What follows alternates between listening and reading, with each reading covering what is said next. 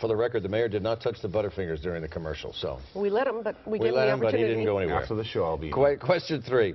Boston Harbor Cruises runs a ferry from Long Wharf to Salem 5 times a day through Halloween. About how long does the trip take?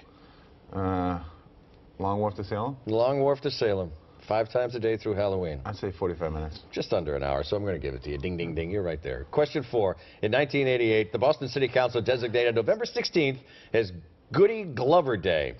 There also used to be a bar named Goody Glover's in the North End. Who is Goody Glover? I don't know. I'll say a boxer. Good wife Anne Glover was an elderly Irish immigrant woman who in 1688 was the last person in Boston thought to be hanged as a witch. And question 5, can you name the famous Boston family who dressed as dragons for Halloween last year?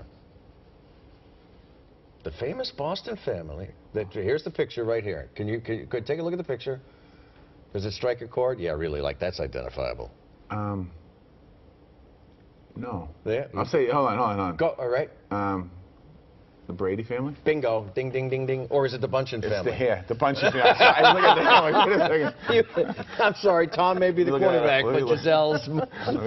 Very good, you're off the hot seat. So Halloween can be a very dicey time, especially for police officers in Boston. Your police commissioner seems lukewarm about the idea of body cams for his officers. Where do you stand on it? No, we're working on it right now. We're putting an RFP together to buy body cams, and we're putting together the program. We have our legal department working on it. But a pilot program, right? Yeah, a pilot program, and we're going to work with the Boston Police Patrolmen's Association as well.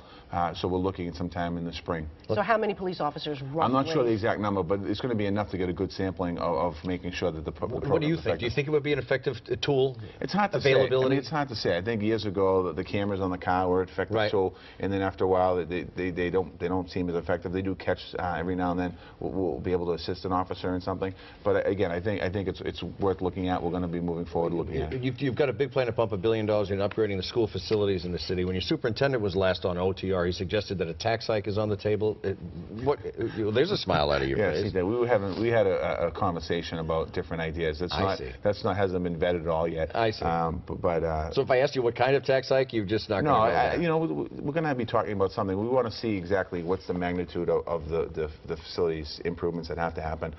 It's going to be a lot of money, and we really haven't made a major investment in schools in the city for decades, and in some cases probably for generations. And I think that's something that we're going to have to take a real serious look at. In order, it's going to depend upon how quickly we want to upgrade our facilities. If we want to go slow process to upgrade them, it'll be longer. And the issue with our city really is that a lot of our schools, about half our schools were built pre-World War II, and the other half were built in the 70s, and they're falling apart. But maybe a tax might be needed? We're going to look at something about how do we do it, how do we pay for it. So you're not ruling it, you're not taking it off the table? No, I'm not taking it off the table, and it's something that we're going to have the voters of Boston to buy in on, but we need to make a case first. We have to make a real strong case why we need it. Real quickly, Park versus MCAS 2.